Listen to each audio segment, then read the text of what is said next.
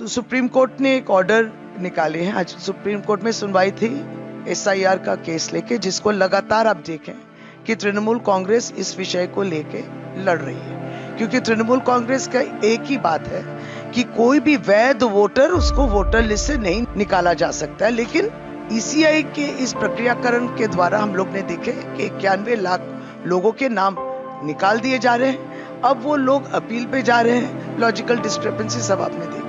Supreme court ने अपने 142 article जो है कॉन्स्टिट्यूशन के तहत अपनी जो स्पेशल पावर्स को यूज करके ये कहा कि जो लोग अपील कर रहे हैं ट्राइब्यूनल में, जो लोग अपील अपने दाखिल किए हैं लेकिन उसका अंतिम जो रिजल्ट क्या है नहीं मालूम, वो लोग वोट दे सकते हैं इस बार।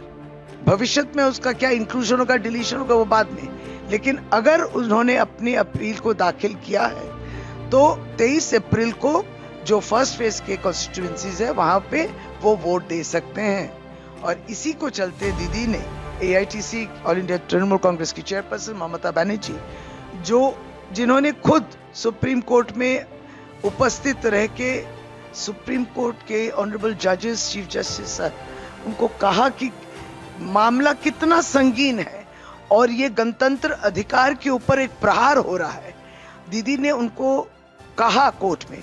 तो इसी चलते जब इस तरीके का एक वर्डिक्ट निकलता है या ऑर्डर्स जो निकलते हैं, तब दीदी ने कहा कि ये खुशी की बात है कि 2 फेज में इलेक्शन थे, 23 अप्रैल और 29 अप्रैल।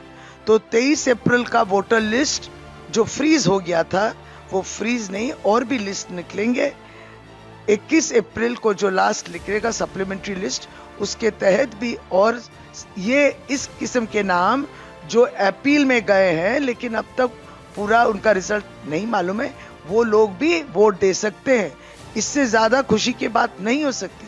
उसी तरीके से 29 अप्रैल में जो सेकंड फेज ऑफ वोटिंग है, उसके लिए 27 तारीख तक जो लिस्ट निकलेगी, उस लिस्ट को मान्यता दिया जाएगा उन लोगों को जिन्होंने अपने अपील दाखिल किए। ये बहुत बड़ी खुशी की खबर है, क्योंकि लोग आतंकित थे, बहुत डरे हुए थे, क्योंकि भारतीय जनता पार्टी का हर नेता नाम निकालने के लिए दिन रात एक कर दिए हैं। वो लोगों के विकास के लिए, लोगों की भलाई के लिए, लोगों के दुख सुख के लिए कोई काम नहीं है। भारतीय जनता पार्टी के कोई प्रचार नहीं है, आप उनको देखते नहीं है, लेकिन वो लोग इस कार्य में एकदम निमग्न थे कि कितना वोटर जो है निकाल सकते हैं और सभी को बांग्लादेशी और रोहिंग्या और घुसपैठिया बना दो। तो 91 लाख ऐसे निकल गए थे, लेकिन अपील जो दाखिल हुआ है, आप नहीं निकाल सकते, ये लोग वोट दे सकते। ये बात जो डिपोर्ट, डिलीट, डिपोर्ट, हटा दो, देश से भगा दो, ये सब करेंगे, या बिहार में डिलीशन जो हुआ है उनके राशन बंद कर दो, उनके जो बेनिफिशियरीज जो उनको मिलते थे स्कीम बंद कर दो। इस तरीके की सोच जो बीजेपी रखती थी, आज सुप्रीम कोर्ट ने अपने इस ऑर्डर द्वारा ममता दीदी के लड़ाई को जो है मान्यता मिली है। ममता दीदी की इन कोशिशों की वजह से हम लोग एक justice, we can now see justice, इसके लिए बहुत खुशी है।